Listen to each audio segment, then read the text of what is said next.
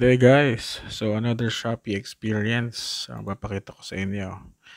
So here's the unboxing. So I bought front axle slider, 836 pesos only. And then yung isa rear spools with a chain adjuster, 772 only. Sobrang mura. So mga lods, gagamit tayo ng 22 mil para sa main nut. And then another 13 mil para dun sa maliit na nut dun sa axle. So gagamit ako ng dalawang ratchets guys. Ito yung isang 13 mil na socket kasi pang kontrahan yan para dun sa axle. Hindi kasi natin siya mapipihit pagka isa lang. So here's the close-up view guys nung ating front axle slider. Ganda naman siya, it's Wolfline. Imagine 800 something peso guys. What would you expect? Sa iba nga binibenta nila ito ng 1,500, 1,800 diba?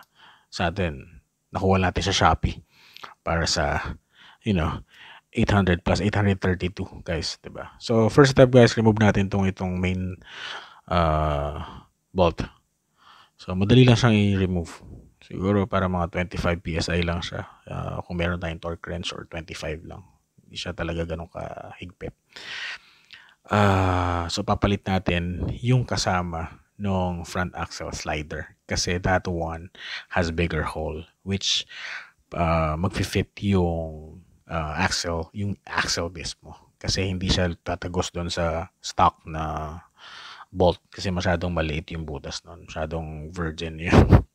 Okay, joke lang. So ito na, yan, so install natin to.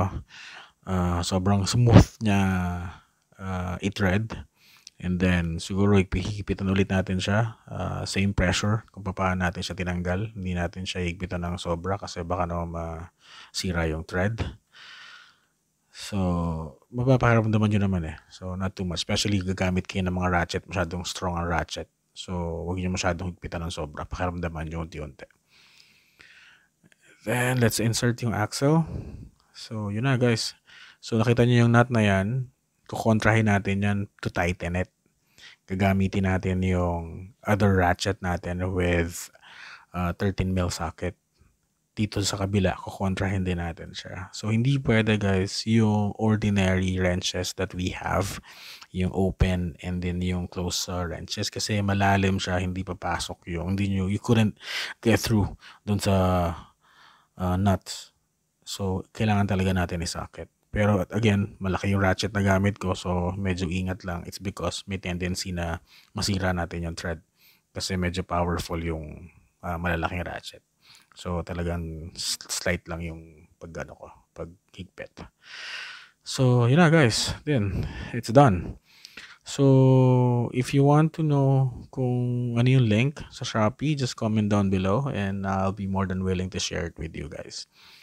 So, mapapansin nyo, umiikot yung sliders, no? That's how it should be, really. Kasi pag hindi siya umiikot, hindi siya sliders. Diba?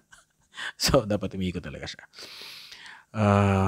So, guys, thank you for watching. And I hope you could, like and subscribe and click the notification bell. Thank you, guys. Ingat kayo lagi, mga lods. Salamat.